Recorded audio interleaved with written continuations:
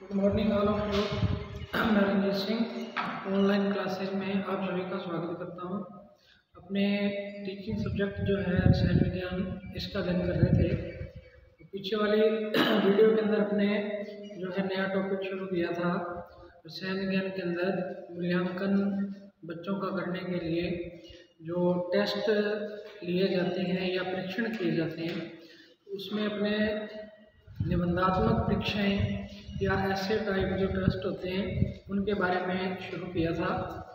तो एक वीडियो इससे पहले अपने बना चुके हैं निबंधात्मक परीक्षाओं के ऊपर। ऐसे टाइप टेस्ट या निबंधात्मक जो परीक्षाएं होती हैं बच्चों का मूल्यांकन करने के लिए, तो उसमें अपने निबंधात्मक परीक्षाओं के अंदर 2 पॉइंट डिस्कस कर लिए थे पहले वाली वीडियो के अंदर। एक तो निबंधात्मक जो परीक्षाएं हैं इनका उपयोग क्यों किया जाता है या इनकी आवश्यकता क्यों पड़ती है, मतलब कब इनका उपयोग किया जाता है या कहाँ पर इनका उपयोग किया जाता है, तो इसके बारे में अपने डिस्कस कर लिया था निबंधात्मक परीक्षाओं के अंदर। और निबंधात्मक जो परीक्षाएं हैं इसके अंदर कुछ पॉइंट और भी अपने को डिस्कस करने हैं। तो आज वाली वीडियो के अंदर अपने निबंधात्मक परीक्षाओं के जो 3 पॉइंट हैं वो डिस्कस करेंगे। एक तो अपने पास है निबंधात्मक परीक्षाओं में प्रश्न, ठीक है। दूसरा है निबंधात्मक परीक्षाओं की विशेषताएं क्या होती हैं, फिर निबंधात्मक परीक्षाओं की सीमाएं या कमियां क्या होती हैं, ठीक है। Class B.Ed first year second year दोनों के लिए समान रूप से उपयोगी है। ये सब्जेक्ट अपना केमिस्ट्री है, पेडागोजी ऑफ केमिस्ट्री, और टॉपिक अपना है ऐसे टाइप टेस्ट। और इसके अंदर अपने आज 3 चीज़ें डिस्कस करनी है पॉइंट। पहला तो निबंधात्मक परीक्षाओं के अंदर प्रश्न, किस प्रकार के जो प्रश्न हैं निबंधात्मक परीक्षाओं के अंदर प्रयुक्त होते हैं या पूछे जाते हैं, ठीक है। तो निबंधात्मक जो परीक्षाएं हैं इनके अंदर जो प्रश्नों की अगर अपने बात करें तो निबंधात्मक परीक्षाओं के अंदर कई प्रकार के प्रश्न जो है वो बच्चों से पूछे जा सकते हैं। तो टीचर इसका निर्माण करता है, तो इसमें अलग अलग प्रकार के जो प्रश्न हैं वो रखता है। तो अपने एक एक करके इनका डिस्कस करते हैं। सबसे पहला है निबंधात्मक परीक्षाओं के अंदर वर्णनात्मक प्रश्न, ठीक है। वर्णनात्मक प्रश्न जो होते हैं जिनके अंदर बच्चों से वर्णन पूछा जाता है, कह दिया जाता है कि जो अपने कह सकते हैं अभी ताजमहल की विशेषताओं का वर्णन कीजिए, ठीक है। या कहते हैं अपने कि राष्ट्रीय राजमार्ग की क्या विशेषताएं होनी चाहिए, वर्णन कीजिए। मतलब वर्णनात्मक प्रश्न होते हैं जो उनको इनके अंदर एक रखा जाता है। तो इनको अपने जैसे उदाहरण के लिए और कह सकते हैं कि मूल्यांकन पर एक लेख लिखिए। तो मूल्यांकन के महत्व पर या मूल्यांकन पर या मूल्यांकन की आवश्यकता पर एक लेख लिखो, तो वर्णनात्मक है, बड़ा प्रश्न है, मतलब लंबा जो है आंसर इसका बच्चे को लिखना होता है। तो ये वर्णनात्मक जो प्रश्न है इसके अंदर रखे जाते हैं। और उदाहरण की बात करें, जैसे कोई वैज्ञानिक है जगदीश चंद्र बसु, या कोई भी वैज्ञानिक हो सकता है, जगदीश चंद्र बसु या मेंडल या अपने कोई भी वैज्ञानिक का नाम XYZ कह सकते हैं, कि जीवनी पर प्रकाश डालिए, ठीक है। अब जीवनी पर प्रकाश डालना है तो उसके पूरे जीवन का वर्णन अपने को करना पड़ेगा कि जन्म कहाँ हुआ, ठीक है, कौन से सन में हुआ, परिवार के अंदर उसका पालन पोषण कैसे हुआ, शिक्षा कहाँ से ग्रहण की, कौन कौन से प्रयोग कैसे करके, तो वो वर्णनात्मक प्रश्नों के अंदर आ जाते हैं। तो नंबर 1 तो याद रखना कि वर्णनात्मक प्रश्न जो होते हैं निबंधात्मक परीक्षाओं के अंदर रखे जाते हैं, ठीक है। दूसरा है व्याख्यात्मक प्रश्न। व्याख्यात्मक प्रश्न जो होते हैं निबंधात्मक परीक्षाओं में एक्सप्लेन करने वाले होते हैं, जिनकी व्याख्या करनी होती है, बच्चों को एक्सप्लेन करना होता है। तो व्याख्यात्मक जो प्रश्न हैं वो भी निबंधात्मक परीक्षाओं के अंदर रखे जाते हैं, जिसमें बच्चे को जो है कारण, प्रभाव, तर्क आदि के आधार पे व्याख्या करनी होती है किसी भी पॉइंट के जो उससे पूछा जाता है। जैसे उदाहरण की बात करें अपने, सूर्य का हमारे जीवन में क्या उपयोग है, इसकी व्याख्या कीजिए, ऐसा प्रश्न हो सकता है। सूर्य का हमारे जीवन में क्या उपयोग है, इसकी व्याख्या करो। तो बच्चों को अपने विवेक, तर्क के आधार पर इसकी जो है व्याख्या करनी है, तर्क देने हैं। क्योंकि सूर्य का हमारे दैनिक जीवन में क्या उपयोग है, इसका सभी बच्चे अपना अपना तर्क देंगे, अपने अपने हिसाब से इसकी व्याख्या करेंगे, ठीक है। 2 प्रकार के प्रश्न हो गए, वर्णनात्मक प्रश्न, व्याख्यात्मक प्रश्न। तीसरा है विवेचनात्मक प्रश्न। डिस्कशन वाले प्रश्न होते हैं। विवेचना करना मतलब डिस्कशन करना।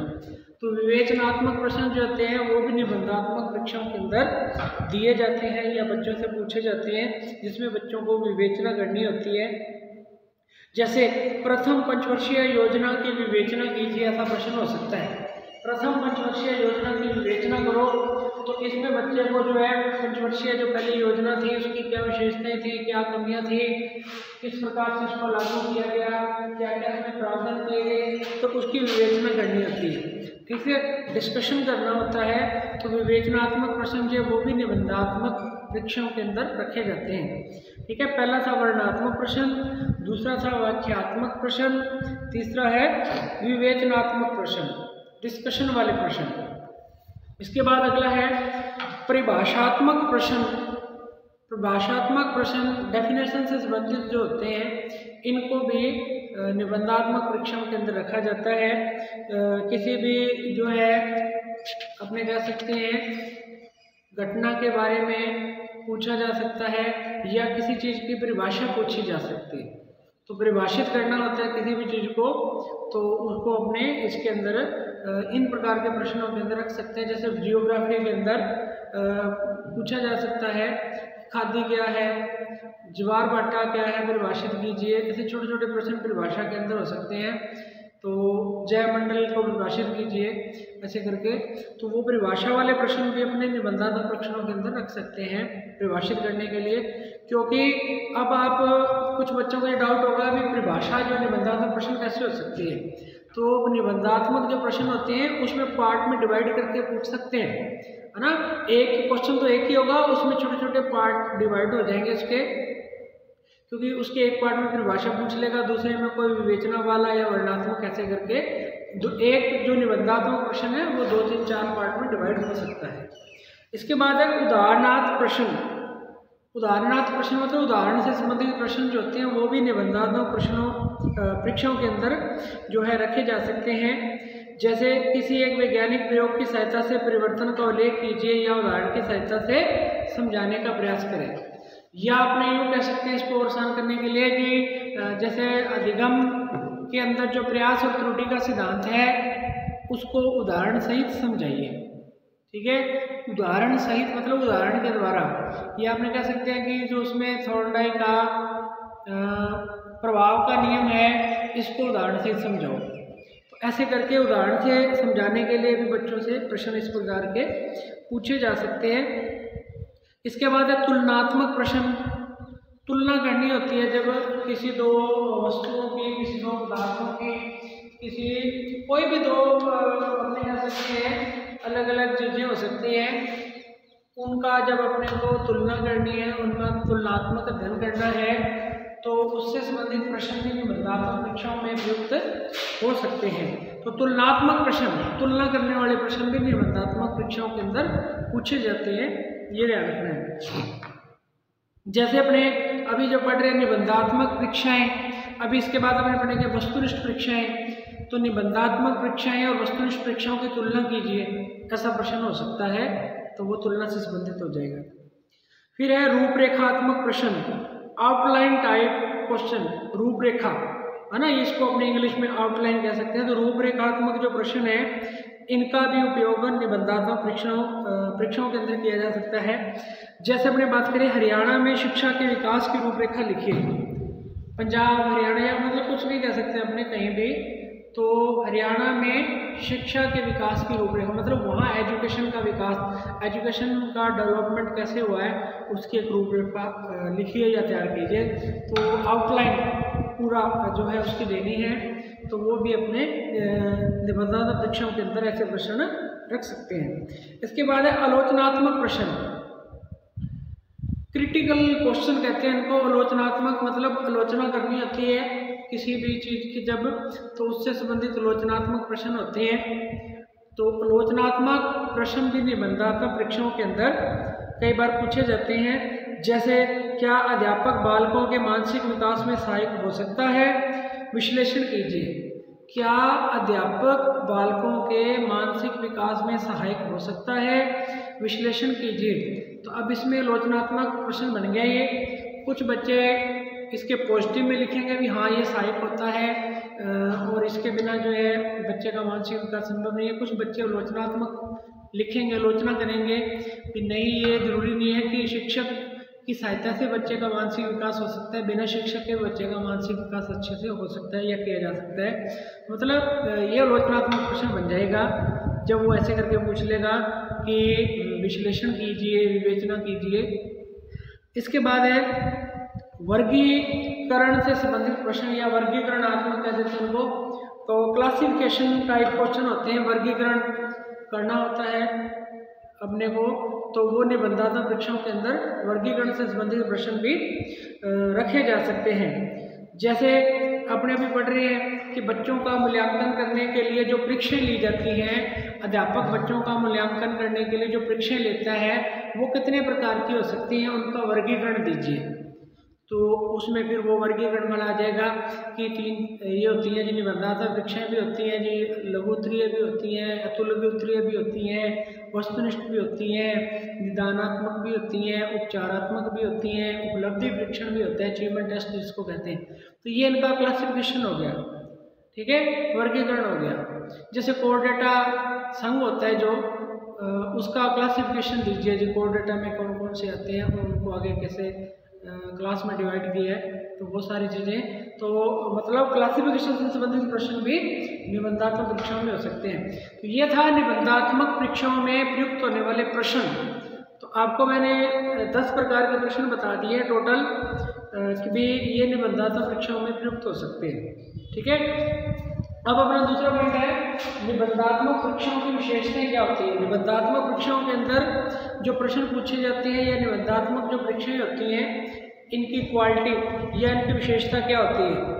तो अपने को इसके भी कुछ पॉइंट हैं, उनको एक एक करके डिस्कस करना है कि निबंधात्मक परीक्षाओं के अंदर जो प्रश्न पूछे जाते हैं उनमें क्या क्या विशेषताएं हैं। सबसे पहले विशेषता है रचना व प्रशासन की सुगमता। पहला पॉइंट है रचना व प्रशासन की सुगमता। मतलब निबंधात्मक परीक्षाओं के लिए जो पेपर तैयार किया जाएगा, प्रश्न पत्र बनाया जाएगा, उसकी रचना करना आसान है, उसको बनाना आसान है, और प्रशासन का मतलब उस पेपर को लेना भी आसान है। तो ये सबसे बड़ी विशेषता है, क्योंकि छोटे होते हैं पेपर, प्रश्न 4-5 ही होते हैं, मतलब प्रश्नों की संख्या कम होती है। प्रश्न होते बड़े बड़े आंसर वाले, लेकिन प्रश्नों की संख्या कम है। तो मान लो अपने पूरे सिलेबस का पेपर लेना चाह रहे हैं बच्चों के निबंधात्मक प्रश्नों के द्वारा, तो पूरे सिलेबस में से 5-6 क्वेश्चन ही बनाएंगे, तो उससे जो पेपर तैयार हो जाएगा 3-3.5 घंटे का। तो निबंधात्मक परीक्षाओं को बनाना आसान है और इनका प्रशासन करना मतलब इनको अपने कह सकते हैं संपन्न कराना भी आसान है, ठीक है। निबंधात्मक परीक्षाओं की एक विशेषता अपने कह सकते हैं, क्वालिटी कह सकते हैं। ज़्यादा से ज़्यादा 10 प्रश्न हो सकते हैं, उनमें से अथवा करके दे सकते हैं, 5 कर लेंगे बच्चे। तो निबंधात्मक परीक्षाओं को बनाना और प्रशासन करना, इनका मतलब इनको संपन्न करवाना आसान होता है, आसानी से जो है इनको संपन्न करवाया जा सकता है और बनाने में भी कम समय लगता है। जल्दी से जो शिक्षक है इन परीक्षाओं को या इन पेपरों को तैयार कर सकता है। दूसरा है मितव्ययता। मितव्ययता का मतलब है ये जो परीक्षाएं होती हैं दूसरी परीक्षाओं से अधिक मितव्यय होती है। मतलब इनमें एक तो धन का खर्च कम होता है, पैसे का खर्च कम होता है, समय की भी बचत होती है, ठीक है। समय की बचत का मतलब शिक्षक कम समय में इनको तैयार कर लेता है। धन का खर्च कम होता है, मतलब 5 या 10 प्रश्न ही होते हैं और उनको अपने छोटे से पेज पे जो प्रिंट करके बना सकते हैं। और बाकी परीक्षाओं में जब प्रश्नों की संख्या ज़्यादा होती है तो उनको बनाने में खर्च भी ज़्यादा आता है और समय भी ज़्यादा लगता है। फिर इनके प्रशासन के लिए अनुभवी व प्रशिक्षित व्यक्ति की आवश्यकता नहीं होती है, साधारण अध्यापक भी इनका निर्माण कर सकता है और इन पेपरों को ले भी सकता है, प्रशासन भी इनका कर सकता है। ये भी मितव्ययता के अंदर लिख सकते हैं भी बहुत ज़्यादा अनुभवी है ना, अपने कह सकते हैं भी अध्यापक इसमें जरूरत नहीं है, सामान्य विषय का जो अध्यापक है वो भी इन प्रश्नों का निर्माण करके, पेपर का निर्माण करके बच्चों से इन पेपरों को संपन्न करवा सकता है या ले सकता है। फिर है तीसरा पॉइंट विचारों की स्वतंत्रता। निबंधात्मक परीक्षाओं के अंदर बच्चे जब भी लिखते हैं आंसर, बड़े बड़े आंसर होते हैं, तो उसमें बच्चों को अपने विचारों की स्वतंत्रता रहती है।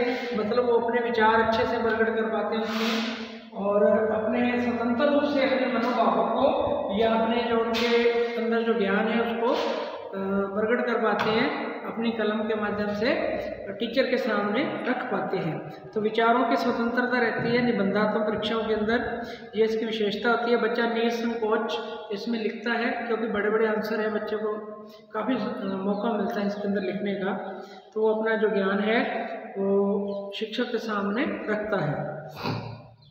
फिर है भावों की अभिव्यक्ति व आलोचनात्मक चिंतन पर बल। भावों की अभिव्यक्ति का मतलब इसमें जो बच्चा है अपने जो भाव है, अपने जो मन के अंदर उसकी जो भावना है, उसका पॉइंट ऑफ व्यू है किसी भी पॉइंट के प्रति। मान लो कोई भी टॉपिक से संबंधित प्रश्न आया, उस टॉपिक के ऊपर उस बच्चे का पॉइंट ऑफ व्यू क्या है, वो उस टॉपिक को किस प्रकार से देखता है, तो उसके ऊपर वो जो है अपनी स्वतंत्र रूप से अभिव्यक्ति लेता है। बच्चा अपने मनोभावों को स्पष्ट रूप से लिखता है। तो स्वतंत्र अभिव्यक्ति मतलब बच्चे को अपना जो है ज्ञान वो स्वतंत्र रूप से व्यक्त करने का मौका मिलता है, अपने विचार दूसरों के सामने रखने का मौका मिलता है। और आलोचनात्मक चिंतन, बच्चा समालोचना भी करता है, आलोचना भी करता है। जब निबंधात्मक प्रश्नों के अंदर विवेचना वाले प्रश्न आते हैं तो बच्चा फिर आलोचनात्मक चिंतन भी करता है और वो भी अपने भाव जो उसमें देता है और उसमें इस प्रकार के जो गुण विकसित होते हैं। फिर लेखन शैली का निर्णय। लेखन शैली का निर्णय बच्चे की मतलब लिखने की जो शैली है, जब कला है, या अपने कह सकते हैं बच्चे की जो हैंड राइटिंग है उसका अपने जो है अंदाज़ा लगा सकते हैं, या बच्चे की लेखन कला का अंदाज़ा लगा सकते हैं कि बच्चे की जो लेखन कला है वो किस स्तर की है और बच्चे की हैंड राइटिंग किस प्रकार की है।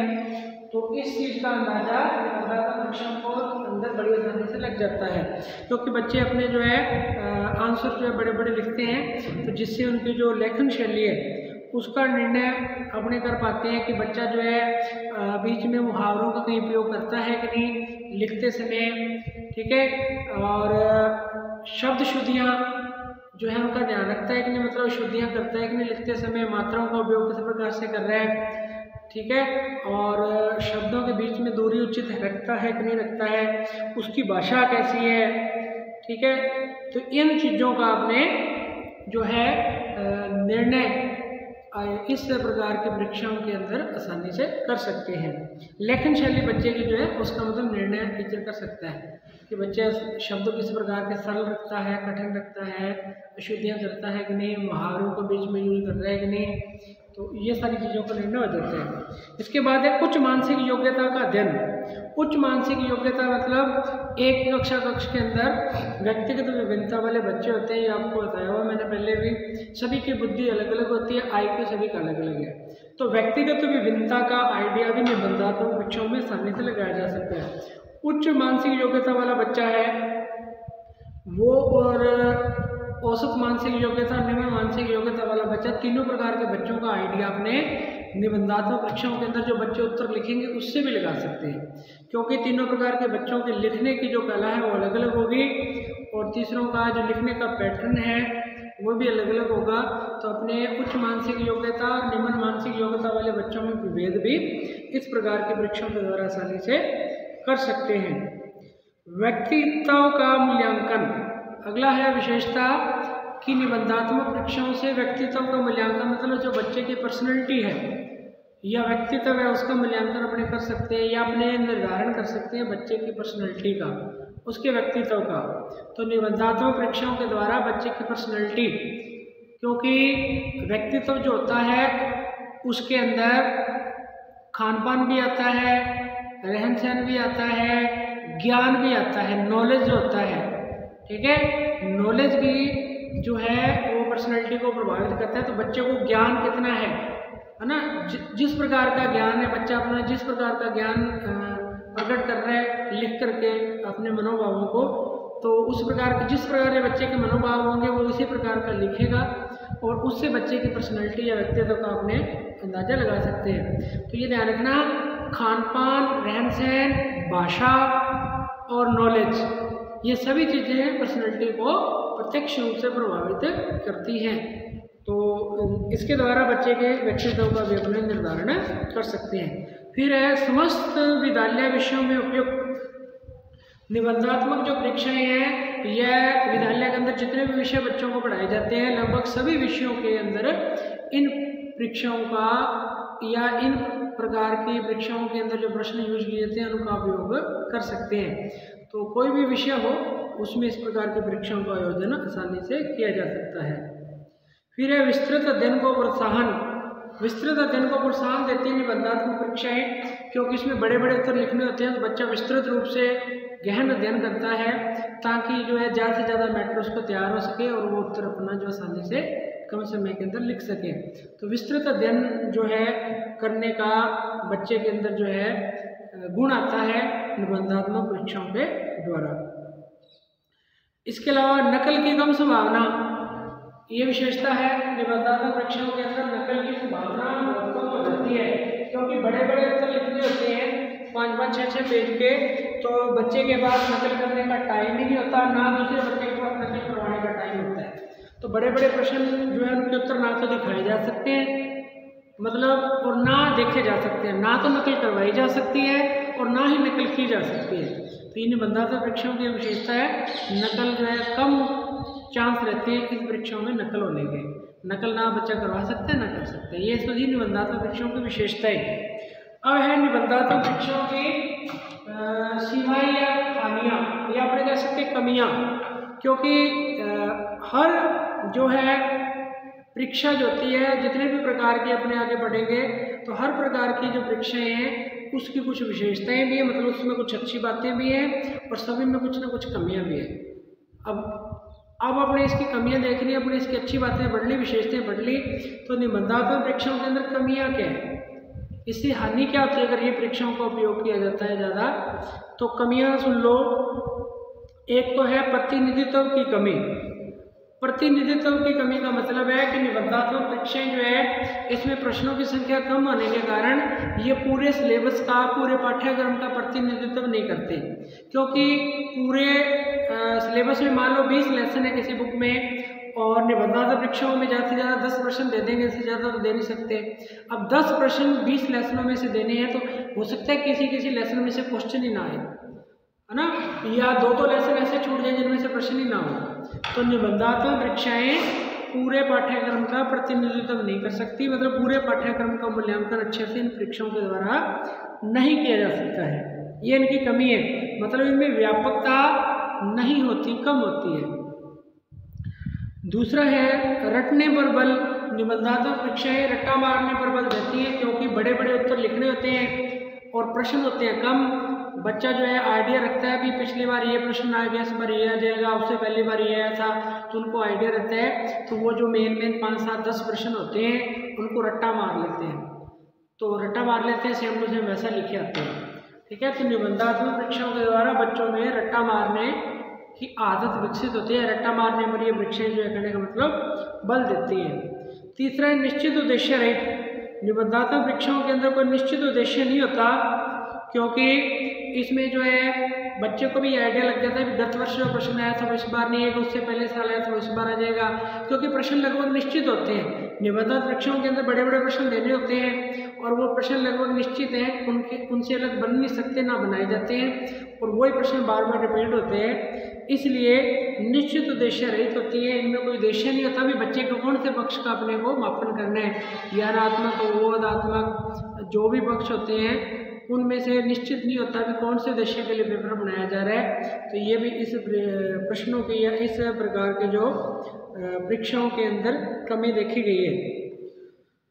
फिर आत्मीयता। इन परीक्षणों में आत्मनिष्ठ तथ्यों को स्थान मिलता है, इसमें परीक्षक का मूड विचार वो प्रभावित करते हैं। अब परीक्षक जो कॉपी जांच करने वाला है उसका जो है मानसिक स्वास्थ्य इन परीक्षणों को प्रभावित करता है, क्योंकि बड़े बड़े उत्तर होते हैं इनके, तो जो परीक्षक कॉपी जांच करता है उसका मानसिक स्वास्थ्य प्रभावित कर देता है। वो किसी बच्चे को ज़्यादा अंक भी दे सकता है, किसी को कम भी दे सकता है, क्योंकि 5-5, 6-6 पेजों के उत्तर लिखे हुए तो टीचर अपनी मर्जी से अंक देता है, किसी को पूरे भी दे देता है, किसी को 2 कम भी दे देता है। तो वो शिक्षक का कहने का मतलब मानसिक स्वास्थ्य है इन परीक्षाओं में अंकों को स्पष्ट रूप से प्रभावित करता है, ये इसकी कमी है। फिर विषय संबंधी कमजोरी का पता लगाना नामुमकिन है। बच्चे के अंदर विषय से संबंधित कमजोरी, मतलब विषय के अंदर बहुत सारे पॉइंट होते हैं, तो कौन सा बच्चा सामाजिक के किस टॉपिक में या किस विषय के अंदर कमज़ोर है उसका पता लगाना मुश्किल हो जाता है, क्योंकि प्रश्न निबंधात्मक होते हैं, कम प्रश्न होते हैं, लगभग जो है सभी बच्चे एक जैसे उत्तर लिख देते हैं। इसलिए विषय की जो है कमजोरी, विषय संबंधी कमजोरी का पता लगाना मुश्किल हो जाता है। कि जैसे मान लो विज्ञान के अंदर बच्चा फिजिक्स में कमज़ोर चल रहा है, केमिस्ट्री में कमज़ोर चल रहा है, कि मान लो बायोलॉजी में, क्योंकि जनरल साइंस होती है 10th तक, सभी सब्जेक्ट एक ही बुक में होते हैं, सभी के लेसन होते हैं, तो बच्चे का कौन सा पक्ष कमज़ोर है इसका पता लगाना मुश्किल हो जाता है। फिर इसके बाद है कम विश्वसनीयता। ये जो परीक्षाएँ हैं कम विश्वसनीयता होती हैं, इनमें विश्वसनीयता कम है क्योंकि अलग अलग परीक्षक जो कॉपी चेक करते हैं तो इसमें अंकों के अंदर अंतर भी आ जाता है। तो विश्वसनीयता इन परीक्षणों के अंदर बहुत कम होती है। इन परीक्षणों में बहुधा एक ही प्रश्न पर भिन्न भिन्न परीक्षक विभिन्न अंक प्रदान करते हैं। अब एक ही प्रश्न है, अब वो जो कॉपियां हैं अलग अलग बच्चों की अलग अलग शिक्षक चेक करते हैं, तो एक ही प्रश्न का जो एक जैसे उत्तर अगर दो बच्चों ने लिखा है और उन दोनों की कॉपियां अलग अलग टीचर जांच करते हैं, तो एक जैसा उत्तर लिखे होने के बावजूद भी दोनों कॉपियों में दो अलग अलग परीक्षक जांच करेंगे तो अलग अलग अंक देते हैं, एक जैसे अंक आने के चांस कम ही रहते हैं। तो मतलब विश्वसनीयता इन परीक्षणों में बहुत कम है। जब एक ही प्रकार के उत्तर के दो अलग अलग टीचर अलग अलग अंक दे रहे हैं, इसका मतलब इन परीक्षणों के अंदर विश्वसनीयता नहीं है, ये इनकी कमी है।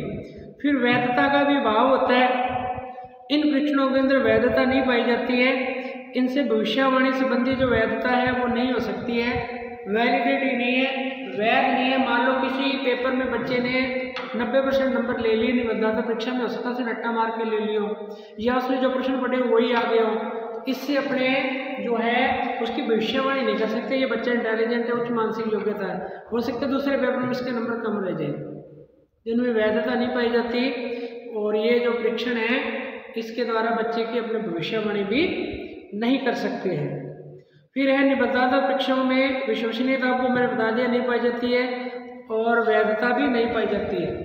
तो विश्वसनीयता, वैधता, वस्तुनिष्ठता ये अच्छे परीक्षण की विशेषताएं होती हैं। आपको मैंने अलग से एक वीडियो बनाई हुई है अच्छे मूल्यांकन की या अच्छे प्रश्न पत्र की विशेषताएं, तो आप वो वीडियो देख लेना, चैनल के ऊपर डाली हुई है। उसमें आपको बताया हुआ है कि विश्वसनीयता, वैधता, वस्तुनिष्ठता ये अच्छे परीक्षण की विशेषताएं होती हैं और इनका मतलब क्या होता है कि वस्तुनिष्ठता किसे कहते हैं, विश्वसनीयता किसे कहते हैं, वैधता, या वहाँ जाके देख लेना। तो मतलब निबंधात्मक परीक्षाओं के अंदर विश्वसनीयता भी नहीं होती, वस्तुनिष्ठता भी नहीं होती, वैधता भी नहीं होती, ये इसकी कमियाँ हैं। तो ये अपनी निबंधात्मक परीक्षाएँ यहाँ कंप्लीट हैं। इनसे संबंधित कोई प्रश्न आएगा तो मेरे को नहीं लगता इससे बाहर जाएगा, आप इसको अच्छे से कर लेना। 2 वीडियो मैंने बनाई है निबंधात्मक परीक्षाओं पे, आप दोनों अच्छे से देख लेना। फिर भी आपको कोई डाउट लगे तो कमेंट बॉक्स में कमेंट करके दोबारा से पूछ लेना। कल अपने नया टॉपिक शुरू करेंगे। आज के लिए इतना ही, थैंक यू।